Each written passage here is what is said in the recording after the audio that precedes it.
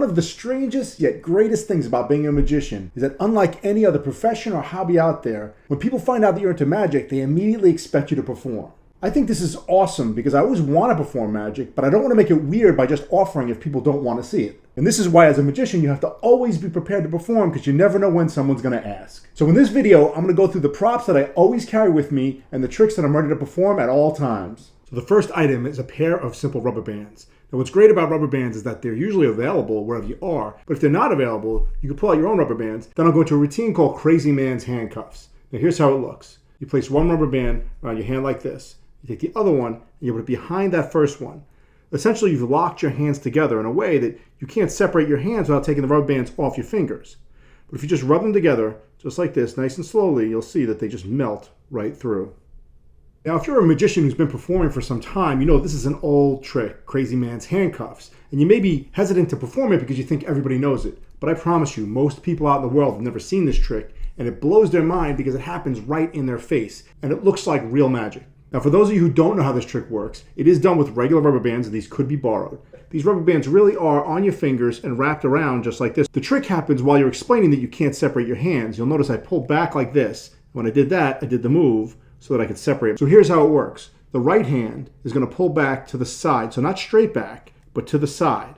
And at the same time, my middle finger is going to go on top of my index finger right here, just like this. So that they're connected. I'm going to pull back to the side, and as I pull back, this part of the band is going to roll onto my middle finger. So I'm just going to pull back and I'm going to let that go onto my middle finger. Now my index finger is free. And when I come back forward, I'm going to take my index finger and put it right into this slot right here. So just below my thumb, there's that little hole right there. Now as I come closer, I'm going to let my middle finger slip out of that band. And when I do that, it releases. Of course, if I just did it like that, it would be very obvious. So we want to shield that move by pretending nothing happened at that point. I'll pull back. And when I make the move happen, I push the two bands together forward again. So my finger's going in here, I'm pushing them together, and I rub them against each other still. Now, I'm already separated, but I'm acting like they're still stuck. And I'll explain that I rub these two bands together, and then slowly, they melt apart. In regular motion, the move looks like this. The next thing that I never leave home without is called loops. And loops are by far my favorite magic product that's ever been made. If you don't know what loops are, you probably don't realize that I'm actually wearing one right now. It's on my wrist, and it's an invisible thread that's elastic, so it can be on your hands or on your wrist at any time. No one would ever see it was there, but it's always ready for when you need it. So here are two things that I do with my loops. If somebody asks me to perform something, I'll ask them if they have a bill. They take their dollar bill out, and I'll tell them sometimes I can get a bill to float. Now, it doesn't always work, but if the energy is right, I'll try to see if I can get it to float. It's a little tough. Let me see if I can get it. I'm feeling it. I think it's going to... Oh, there it goes. Do you see it? You see it? There it goes. It's floating. And there you go. And then you can hand the bill right back to them and you're completely clean.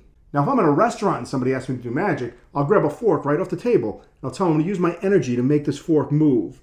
Now, I'm not going to touch it. I'm going to place it on the table. So I'm just going to think and imagine and try to get the fork to move. You can almost see it. You can feel it. Oh, there it goes. It's moving. And they can hand the fork right back out. So as I mentioned, both of these tricks are done with a product called loops, and they're invisible thread that's elastic. So you'll have it on your wrist just like this. Now I'm using a rubber band so you can see it, but obviously an actual loop you would never see. Now, as soon as somebody starts talking about magic, I just get ready by putting my finger under here and I pull the loop up to this position.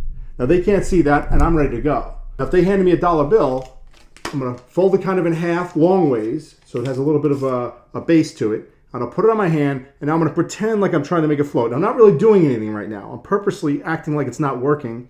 And then I'm going to go back, and when I move my hands over it, when I come forward, my middle finger is going to go under the loop so that I can pull back and make like a table almost. And then I'll take the bill, and I'll flip it over to my other hand, but now it's sitting on top of the loop. Now I can just take my time with it and slowly open my hands. You want to wiggle your fingers so that it looks like you're kind of moving, and it's not just like, oh, I'm holding it up in the air, right? You wiggle your fingers, and they see it floating. And then when you're done, you're going to pull back and let the loop snap back onto your wrist. Hand them their bill back like that. And now I'm completely clean. They're going to look at my hands. They're not going to look at my wrist. And they'll look at the bill. There's absolutely nothing to be found. Now, making the fork move is even easier than that. All you have to do is, while you're moving the fork around, just get one of the tines caught onto the loop, like that. Now when you place it on the table, and of course the loop stretches a lot more than this rubber band will, but you can pull pretty far without the fork moving. And then when you want it to move, you just stretch a little bit farther and the fork will go with the loop. Now what's important about the fork movement is that you can't just do it with one hand or it's kind of obvious. So you want to use both hands and act more like you're pushing with this hand than you're pulling with this hand. And when the fork moves, they're going to feel like you either blew on it or you did something else with your other hand, but obviously that could never have been enough to move a fork. The next item that I always carry is 2 coins. You could use quarters or half dollars. I use silver dollars because I have large hands, so it just looks right in my hand. So I start by pointing out that there's an invisible coin on the table. And I place that coin into my hand. You can't see it yet, and that's because I haven't put the magic dust on top of it yet. I keep this dust with me at all times, and when I spray it over the top, the coin becomes visible. You can see that coin, and if I place it into my pocket, it reappears. And if I place that coin into my pocket, I get another one. It's the never-ending coins. As you can see, I just keep finding more and more coins. Now, if I take that coin and I put a little dust on top of it, just as quickly as it appeared, it vanishes. There's 2 moves that are used in this routine. One of them is called the palm, and that's where you hold a coin inside the palm of your hand, and it stays there by pushing in, figuring out the size of your hand where that coin should go, so that when you put your thumb in toward your pinky, the coin will stay there. So if I flip my hand over, it doesn't fall out. Now you don't want to stand too awkwardly like this, right? You want to make it feel pretty natural. So I start with 1 coin palm. The other one is in my pocket, but I'll just put it on my lap for now because I'm sitting down. You would be performing this one standing up. So I'll point to the table and say there's a coin right here. And as I pick it up and I place it into my hand, I'm mimicking putting a coin in the palm of my hand. But what I'm actually doing is dropping the palmed coin onto the fingers of that hand. So when I move this hand away, I can close these fingers, putting the coin right into my hand. So in regular motion, it looks like you're placing the coin, and that's it. You've got a coin here, but they don't know that yet. Now I'll reach into my pocket to get the magic dust or whatever you want to call it, and I'm just palming the other coin as I come out, and I pretend to put dust over my fingers, and a coin appears. Now as I pick this coin up, I'm doing the same exact move. I'm grabbing this coin, dropping the second one onto my fingers so that I can pick it up, and that one goes there. Now, if at this point, as you're picking the second coin up, it flashes and they see there was another coin in that hand, don't worry about it. That's fine because you're making never-ending coins. They don't know when they're supposed to appear. So now, as you reach into your pocket, you're just going to, under the table or in your pocket, palm this coin back and then come back out. So you're pretending you're putting a coin away, but you're really just repalming it and bringing it back out so you're ready to make another coin appear. So now you'll place the coin, actually leave it in your pocket, grabbing the one last coin, and you'll do the other move, which is a French drop. And don't be afraid to use these basic moves out in the world. Go back to the basics, the things that are easy to do. You know they work, especially if you're performing for kids. The French drop, in case you don't know it, is where you'll take the coin, you're going to let it fall into your fingers as you pretend to grab the coin. There are any books that teach the French drop will tell you to go with your thumb past it, pretend to pick it up, and drop it. But with a coin, you would never actually pick a coin up like that. It would look weird. So don't put your thumb past and do that whole thing. With a coin, do what you would normally do. So I was going to take this coin, I would use my fingertips and grab the coin. So I want it to look just like that as I grab the coin, except now I took it over here. So it'll look something like that. You'll grab the coin, you'll go to reach into your pocket immediately. Now if you do these in sync, and just as you grab the coin, you reach away with one hand and back with the other, it's not going to look weird. They're not going to be looking at this hand. As you reach in your pocket, you quickly drop that coin, pretend you got other magic dust, and now you make both coins vanish. The next item that I always carry is the trusty old thumb tip. Now I know you're probably thinking this guy's crazy. He's a professional magician. He's carrying around the most basic prop that was ever made.